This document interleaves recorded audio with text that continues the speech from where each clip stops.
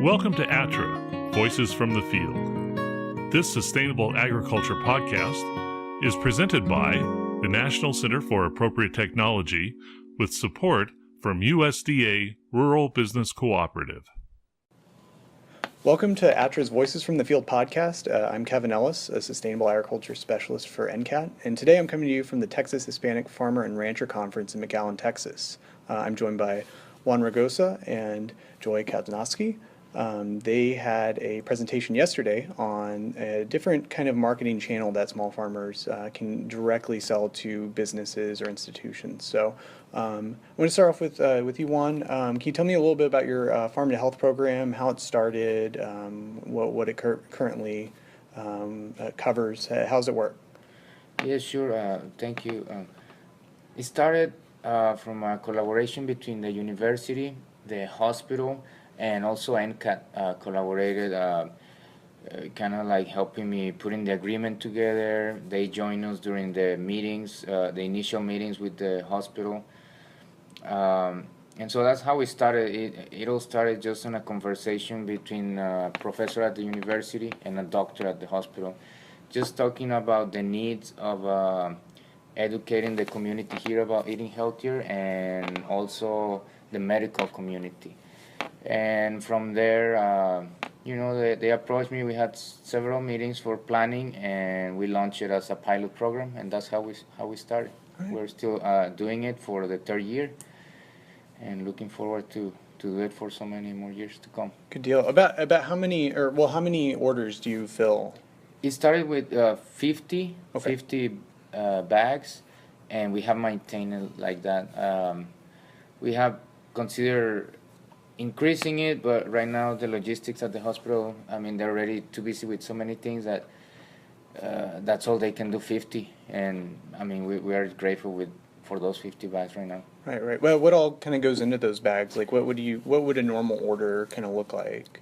Well, it varies with the season. It starts with having some hot weather crops like tomatoes, eggplant, peppers, squashes, cucumbers. And then as it starts getting a little cooler, we start seeing a lot of greens. Sometimes too many greens that people is kind of like, I don't want more green.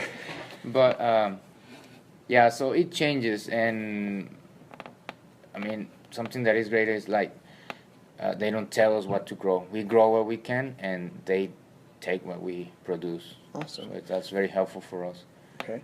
Do you collaborate with other farmers as far as putting things in, like other crops, maybe like citrus or something like that, or? Yes, on the first season, about 11 farmers also collaborated. I produce most of the vegetables on the bags, but also we work with some farmers. So the first year, about 11 farmers. Last year, we didn't have as many. But we always try to include, like if they come and say, hey, I have this, and we can use it, then we include it. Awesome. I guess as a farmer, having this kind of weekly, I don't know if you'd call it a contract, but having that outlet, what are some of the advantages of having that kind of readily available? Or what do you like about this program as the farmer? Well, of course, the fact that it's already pre-sold, I don't have to worry about marketing the product. And this program, the hospital is super supportive. They are pretty much just receiving the bags. They take all the burden of trying to place the bags, advertise for it. They even buy the bags where the product goes. So I think it's a great support from this institution. In this case, we love the fact that, like I said, it's already pre-sold. Right. And then they give me like a down payment to start, and that allows me to buy my soil amendments and seeds, things that I need, so I can start strong this season and do better. I've got a question for you. Do the employees who get the bags, do they then pay the hospital, or does the hospital cover the price of it? They pay the hospital, so they even do like pay deduction. Got it. The paycheck so deduction. You only have to work with the hospital. You don't have to work with the Right. So, which is completely different with my other small CSA. We have to be calling. People forget in every CSA, people forget to pick up their Right. bags, so we don't even have to worry about that. Nice. It's for us, it's super good. Okay. Yes.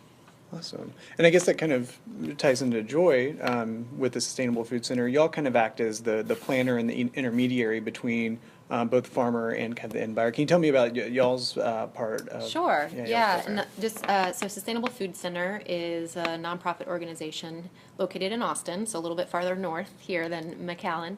And our whole mission is to cultivate a healthy community and support a local food system and also increase access to nutritious, affordable food. And so we do that through three main program areas. We help people grow food, backyard, school gardens, individual family gardens. We also teach healthy cooking classes. All of our programming is done in English and in Spanish. And we use community members who we train to deliver the training. So it's not really us. We use more of a promotora model to deliver the education. And then for our third kind of prong of our programming is called Farm Direct. And so we're really trying to work connecting farmers directly to consumers. And we do that through farmers markets and then also something called Farm to Work. And Farm to Work started probably about 10 years ago now.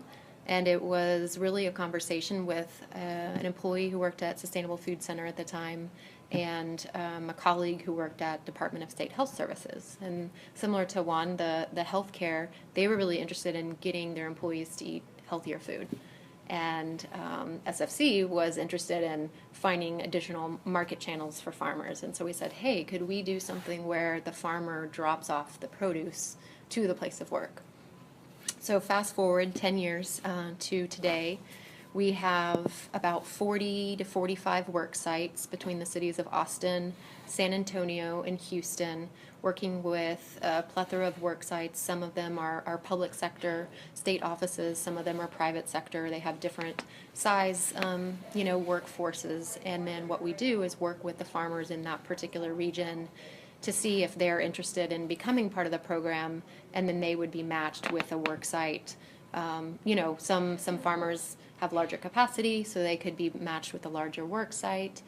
And then there's an online website that each employee for the work site, they have their individual work site page where they go on, they can order a basket using a credit card.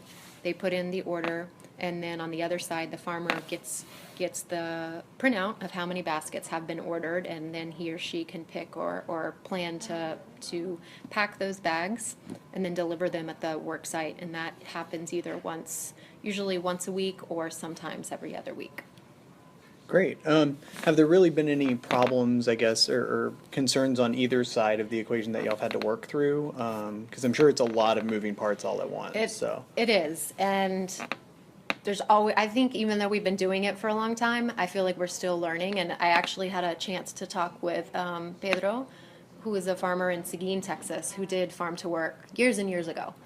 And he was selling to San Antonio. And I said, oh, you're not doing Farm to Work anymore today. And I asked him, why did you stop? And he said, well, the work site that we were delivering to, they seemed to lose interest.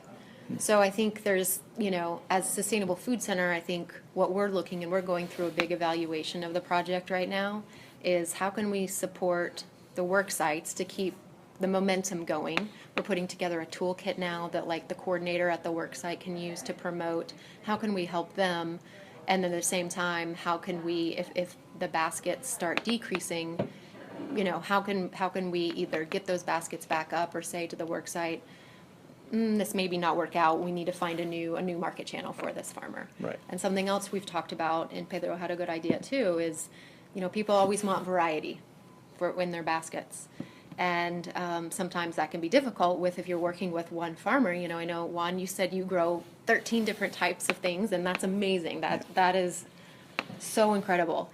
And what we found is, like you said, some people, they get tired of greens week after week. And so is there a way that farmers can either collaborate with what they're growing? So maybe we're sourcing from several farmers for one work site. Or Pedro even had the idea today when I was talking to him, what if he were the main point of contact farmer, and then he was working with other farmers who sold to him for that variety. Now that brings in, you'd have to put kind of some control mechanisms on there to make sure that everything was indeed coming from the farms that you were saying they were. Right. But I think, I think it's, I mean, I think it's a really great way to get, again, healthy food into people's mouths in a really simple, pretty easy way. Not everybody can go to a farmer's market, and this way they can get their veggies delivered right to their place of work. And then for the farmer, a lot of times he or she is coming into town doing deliveries elsewhere at restaurants, things like that. And so if we can coordinate that, it's just kind of adding one more market channel, and helping them, grow and sustain their business. Great. Yeah.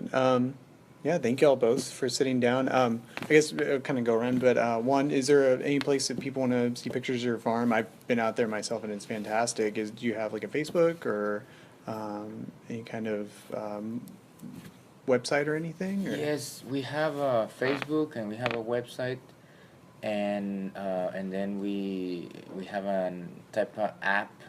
It's more like a mobile friendly website, and in there people can see what's gonna be on that week on the bag, and then it shows them the list of vegetables that is gonna be there. Then they can click on that vegetable and see a picture of the vegetable, some recipes, and nutritional content, and even sometimes some fun facts come in there. It's a free app. Actually, Robert from NCAT sent me the link, so I would recommend that to any farmers that have a CSA, because it's well, I hope still free, but it was not that hard to put together. You just customize it to your farm, you put your logo, and it has already preloaded a lot of the information, which is great.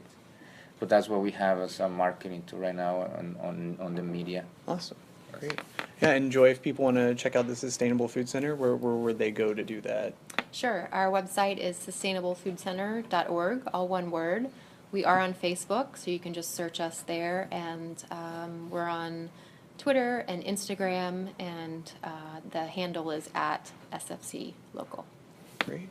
Well, thank you both for joining. I think it's been a great conference, kind of meeting with everybody, and thank you both for your insights. I really do think this is a great kind of stable, if you work it around a little, right, the right way, a stable market for farmers, and really kind of strengthens those ties to the community as well. So, but thank you both for coming on, and Thank you. See y'all again soon. All right. Thanks. You can find other episodes of ATTRA, Voices from the Field, along with ATTRA's other sustainable agriculture resources at www.attra.ncat.org. That's www.attra.ncat.org.